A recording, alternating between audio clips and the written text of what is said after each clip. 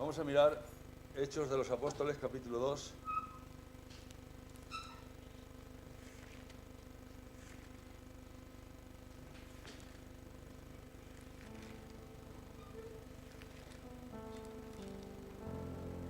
Versículos del 36 al 47. Dice así la palabra de Dios. Al oír esto se compungieron de corazón y dijeron a Pedro y a los otros apóstoles: varones hermanos, ¿qué haremos? Pedro les dijo: arrepentíos y bautícese cada uno de vosotros en el nombre de Jesucristo para perdón de los pecados y recibiréis el don del Espíritu Santo. Porque para vosotros es la promesa y para vuestros hijos y para todos los que están lejos, para cuantos el Señor nuestro Dios llamare. Y con otras muchas palabras testificaba y les exhortaba diciendo: sed salvos de esta perversa generación. Así que los que recibieron la palabra fueron bautizados y se añadieron aquel día como... ¿Cuántos? No, 3.000, como 3.000. A lo mejor serían 2.900 o 3.500. Como 3.000 más o menos, dice el escritor, ¿verdad? Y perseveraban en la doctrina de los apóstoles, en la comunión unos con otros, en el partimiento del pan y en las oraciones. Y sobrevino temor a toda persona, y muchas maravillas y señales eran hechas por los apóstoles. Todos los que habían creído estaban juntos y tenían en común todas las cosas, y vendían sus propiedades y sus bienes y los repartían a todos según la necesidad de cada uno. Y perseverando unánimes cada día en el templo y partiendo el pan en las casas, comían juntos con alegría y sencillez de corazón, y alabando a Dios y teniendo favor con todo el pueblo. Y el Señor añadía cada día a la iglesia los que habían de ser salvos. ¿Y quién era el que añadía a la iglesia los que tenían que ser salvos? Era el Señor.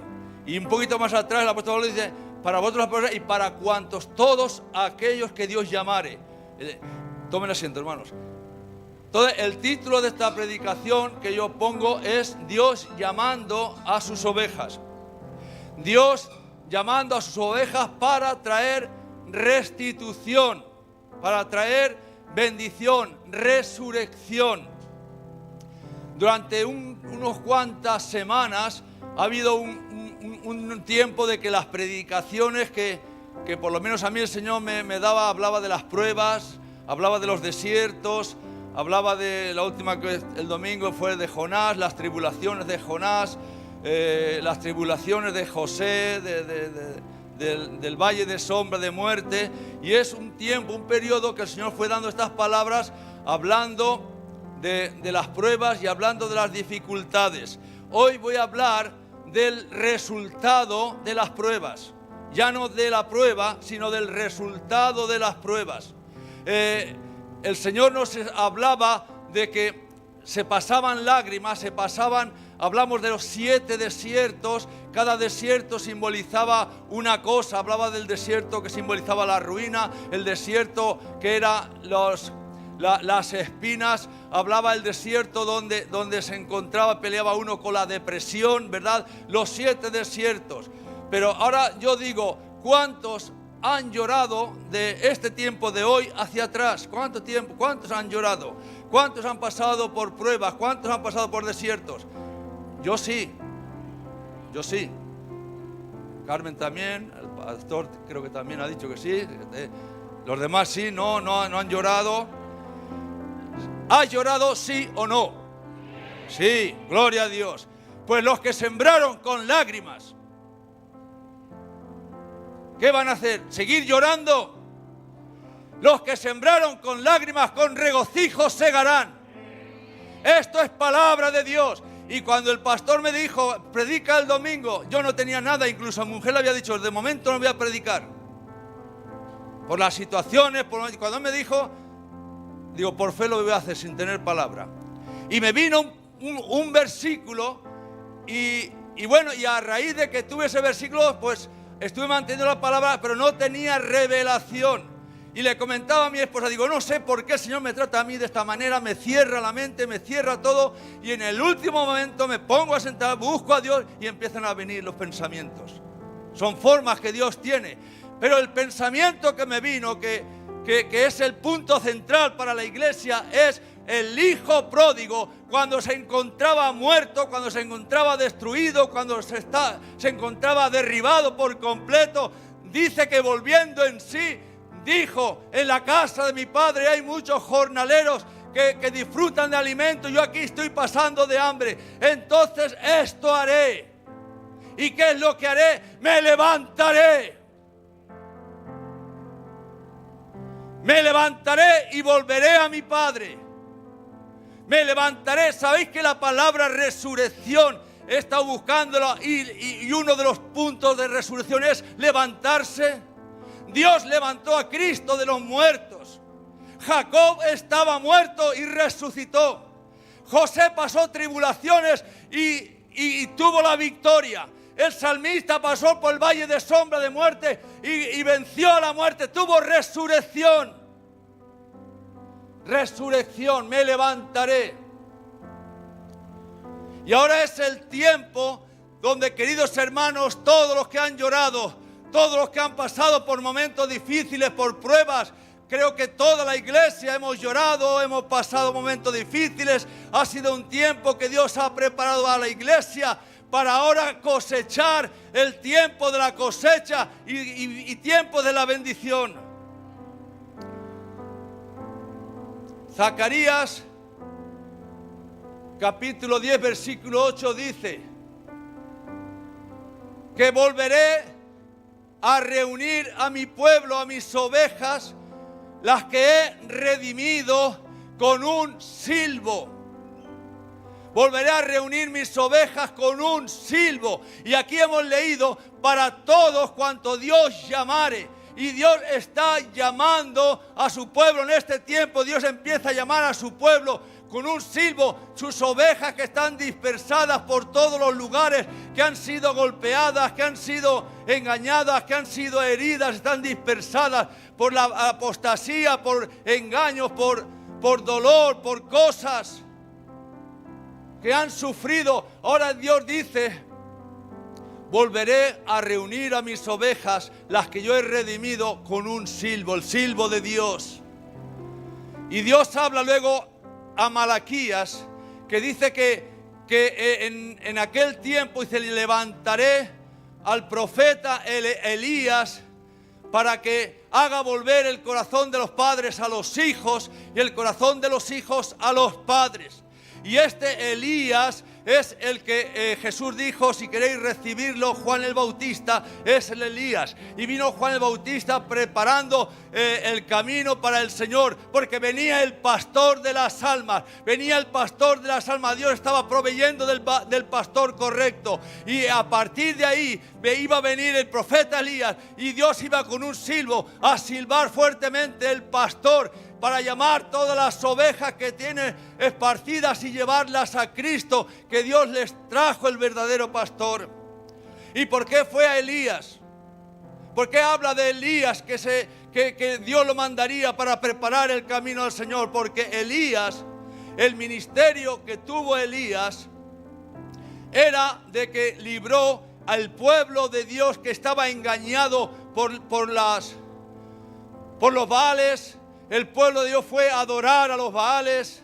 El pueblo se apartó de Dios, apostató de Dios, y Dios puso en Elías el ministerio de volver el corazón del pueblo de Dios a Dios.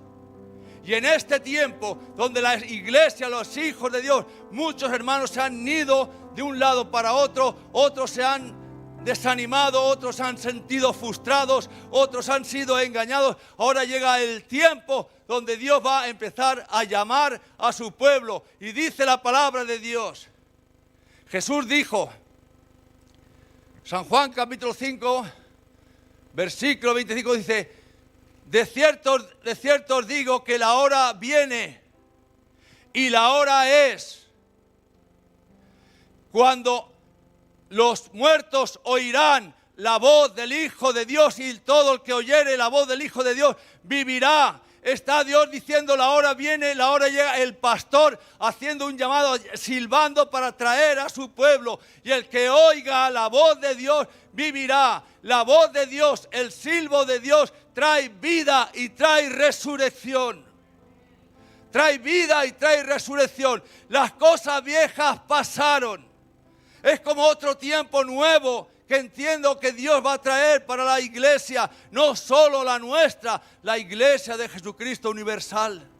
Un tiempo nuevo. Hemos llorado, hemos pasado desiertos, hemos clamado, lo hemos pasado mal, pero ahora llega el tiempo de recoger lo que hemos llorado.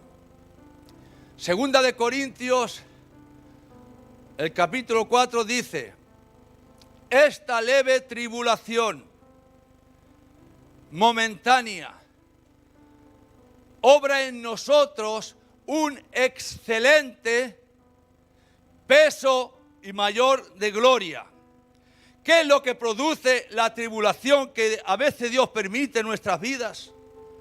La tribulación que permite Dios en nuestras vidas, las situaciones que Dios permite en nuestras vidas, dice que obra excelencia de una gloria que va a ser mucho mayor, que no tiene comparación con el precio que hemos pagado.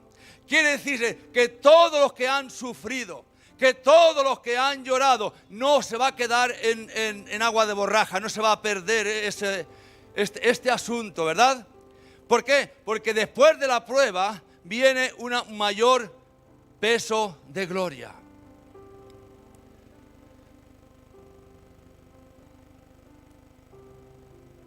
Hemos dicho que Jacob, cuando vio los carros de Egipto, ¿qué dijo? Su espíritu revivió. Estaba muerto. No sabemos por qué la Biblia le habla de muerto, no entendemos los términos, cuáles son. No era muerte física, no era una muerte emocional, una muerte, digamos, de dormitar, como le pasó a Adán. Adán estuvo dormido y cuando hizo a Eva, a su mujer, dice que Dios lo despertó, estaba dormido. Y el poder de la resurrección, el poder de la voz de Dios, cuando Dios habla, trae bendición, trae vida y trae resurrección. Estuve mirando unos versículos en San Mateo, el capítulo último de San Mateo, no sé si es el 26 o el 27, y dice que cuando Jesús clamó, se partieron las rocas, el cielo se hizo negro.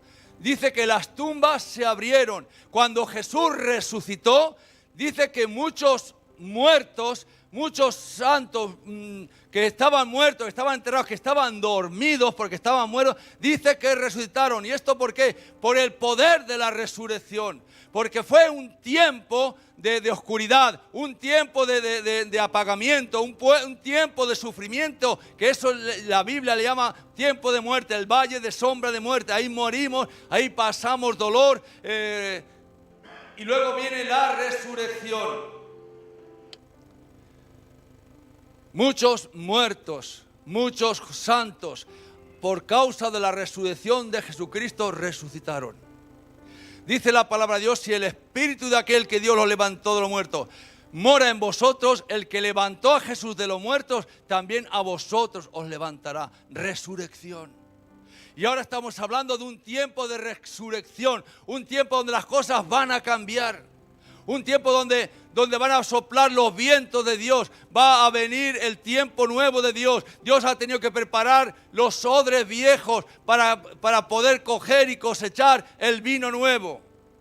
Cuando Jesús ascendió a los cielos, la iglesia empezó a orar en el lugar alto, ¿verdad? En los lugares altos, en el aposento alto. Y de repente de repente el pueblo que estaba desanimado, el pueblo que estaba frustrado, el pueblo que pasó un tiempo de oscuridad, porque al morir Cristo pensaba que todo se había acabado, los que iban de Emaús iban tristes, iban apagados, María estaba llorando y Jesús viene y dice: María, ¿por qué lloras? Pedro, ¿por qué te desanimas? Tomás, ¿por qué dudas? Es tiempo de resurrección.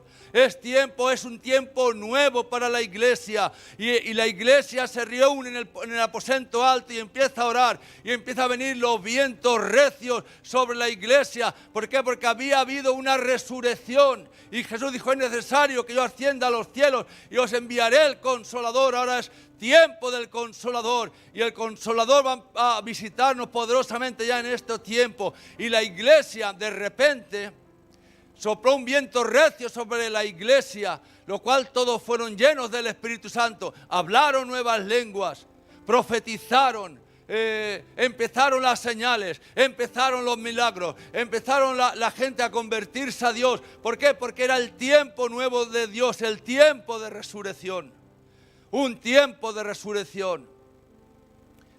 La cruz tiene dos tiempos, un tiempo de muerte y otro tiempo de resurrección.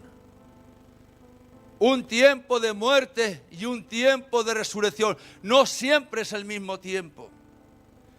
Y cuando Dios empieza a silbar y a llamar al pueblo, donde dice que Dios los llevaba, hemos leído que la gente perseveraban en la doctrina de los apóstoles y de los profetas. La doctrina principal de los apóstoles y de los profetas era: Jesucristo es el Hijo de Dios, el Salvador del mundo. Y hay un montón de lugares donde dice que Jesucristo, dice, el Dios de nuestros padres levantó a Jesús. Otro versículo dice que les prohibieron a que no hablasen en el nombre de Jesús, y todos los días en el templo y por las casas no cesaban de enseñar y predicar a Jesucristo. Entonces Felipe, descendiendo a la ciudad de Samaria, predicaba a Cristo y anunció el Evangelio de Jesús. Querida iglesia, es en las iglesias donde se predica a Cristo que Dios tiene el plan de llevar a las ovejas que tiene dispersadas por ahí. Las va a empezar a llamar con un silbo y las va a llevar a las iglesias donde se predica a Cristo. No donde se predica ni prosperidades, ni sanidades, ni cualquier señales, ni cualquier cosa. Todo eso vendrá si Dios quiere que venga. Pero el Espíritu Santo va a llevar a las ovejas a las iglesias donde los pastores predican a Cristo. No cualquier doctrina, no cualquier cosa. Y vemos que los apóstoles y los evangelistas, de Hechos de los Apóstoles, están hablando y predicando la doctrina y el fundamento, el cual es Jesucristo, el cual nadie lo puede quitar.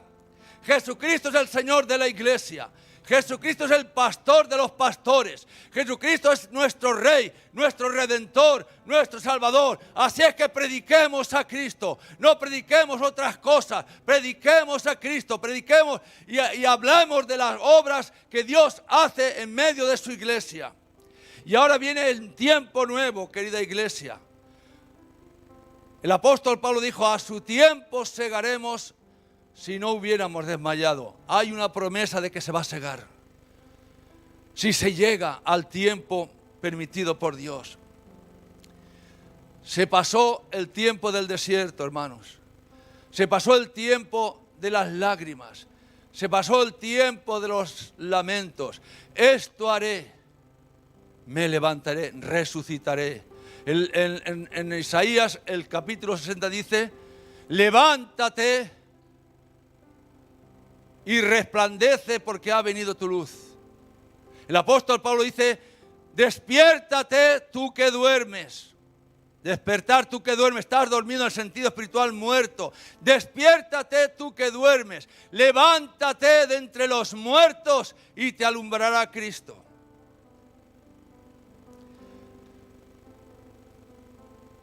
Ya comenté en una ocasión que el hijo pródigo, cuando se fue, Jesús hablaba de tres parábolas: de la oveja perdida, que el pastor perdió una oveja; de la mujer que perdió una dracma, una moneda de plata; y del hijo pródigo que pidió los bienes al padre y se fue a tierras lejanas. Ya comentaba que la mujer buscó su moneda, el pastor buscó su oveja, pero el padre no buscó a su hijo. Y yo entendí y me di cuenta de algo muy importante.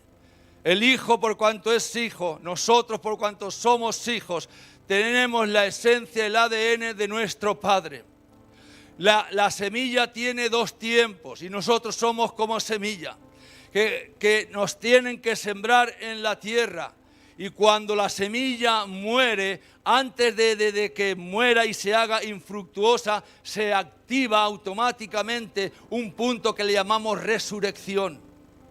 Esos son los elementos que tiene una semilla. Y por eso Jesús dijo, el grano si no cae en la tierra y muere queda solo, pero si muere lleva mucho fruto. Quiere decirse que cuando hablamos de la palabra morir pensamos que es destrucción y que ya no hay solución. No es eso.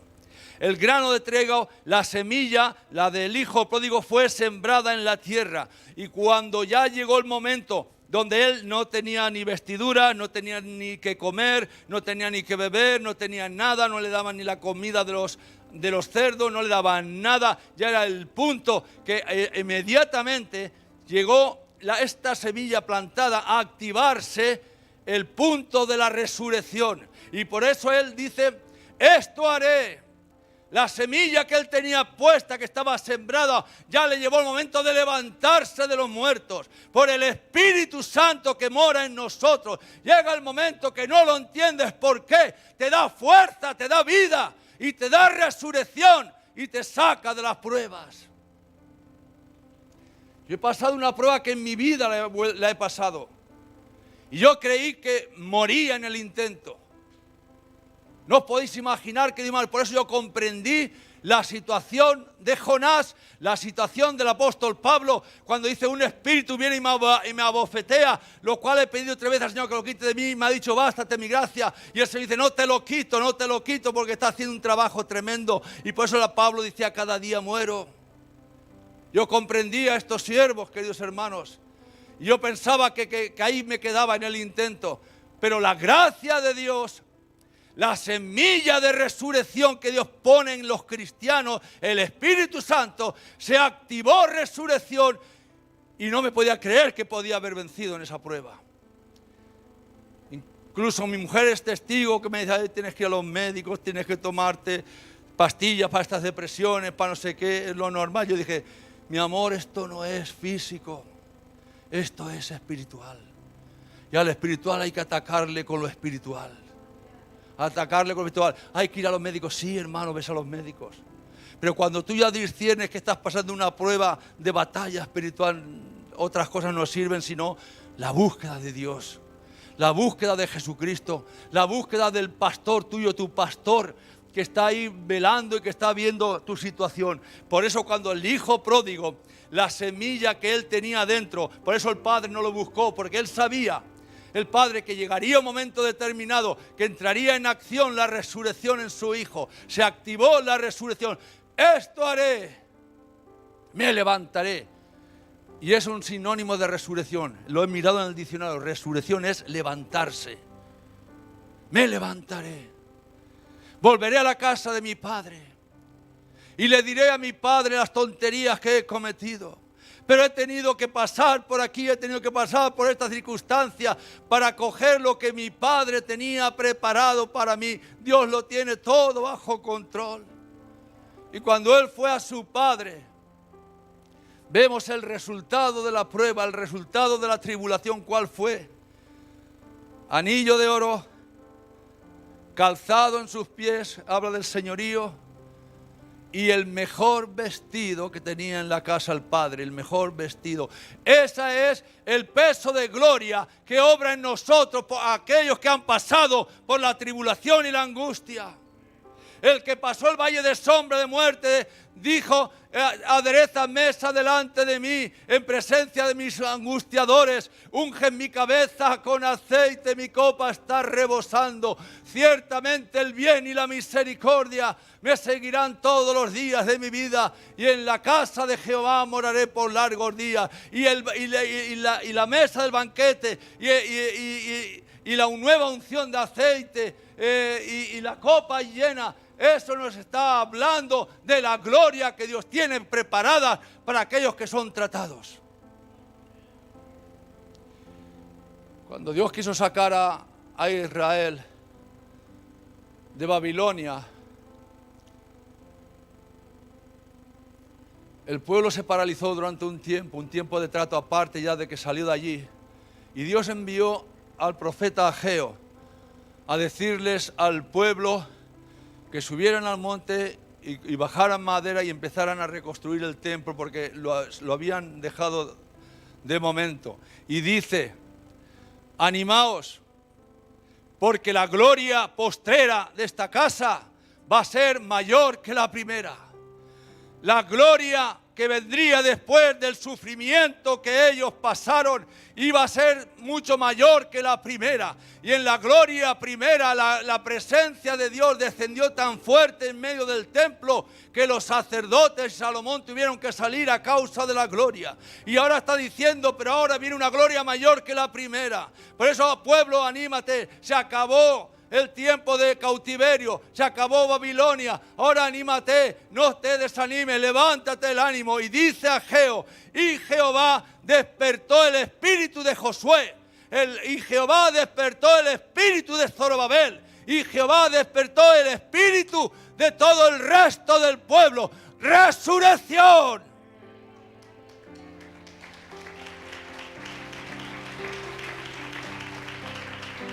Resurrección. Así es que, ¿cuántos hemos llorado? Ahora viene la paga. Porque Dios no nos hace sufrir por hacernos llorar por casualidad, porque a Él le guste. Él dice que al que ama disciplina. Y esa disciplina trae resultados tremendos. Un mayor peso de gloria. A unos será el mayor peso de gloria una nueva unción, a otros será un negocio bueno, a otros será, no lo sé, a cada uno por dónde ha sido tratado y por dónde ha sido pasado. Pero de que Dios es fiel y que ahora viene la retribución, la recompensa de lo que se ha perdido. El pastor perdió su oveja, la encontró. La mujer perdió su moneda y la encontró. El padre que perdió a su hijo lo encontró. Tiempo de restitución. Lo que la oruga comió, lo que el pulgón devoró, lo que la langosta, dice, restituiré lo que la langosta devoró. Es un pueblo, es un tiempo, querida iglesia, de resurrección. Un tiempo donde Dios va a traer bendición a la iglesia. Y es un tiempo que yo declaro de parte de Dios que esto viene a ocurrir ya. Empieza este tiempo nuevo.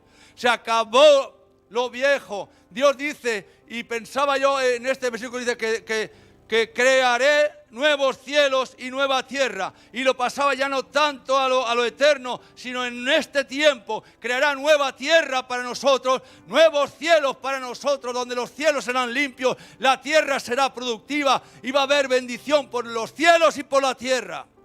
Porque es un tiempo que Dios lo ha decidido y viene la gran cosecha. Van a venir muchos hijos pródigos que se han apartado, que han sido golpeados, que han sido engañados por poner los ojos en los hombres, y los hombres, como somos hombres, caemos y fallamos, pero Dios no falla. Por eso siempre terminamos puestos los ojos en Jesús. Puestos los ojos en Jesús. Él nos dio ejemplo, Él sufrió la cruz y Él murió y resucitó y se sentó a la diestra del Padre, siendo dueño y señor absoluto de todas las cosas. Él dice que llena los cielos, llena la tierra, tiene el dominio del infierno, tiene el dominio de la muerte, tiene el dominio de todo lo que existe, está en las manos de Jesús. Así es que, puestos los ojos en Jesús, que Dios os bendiga.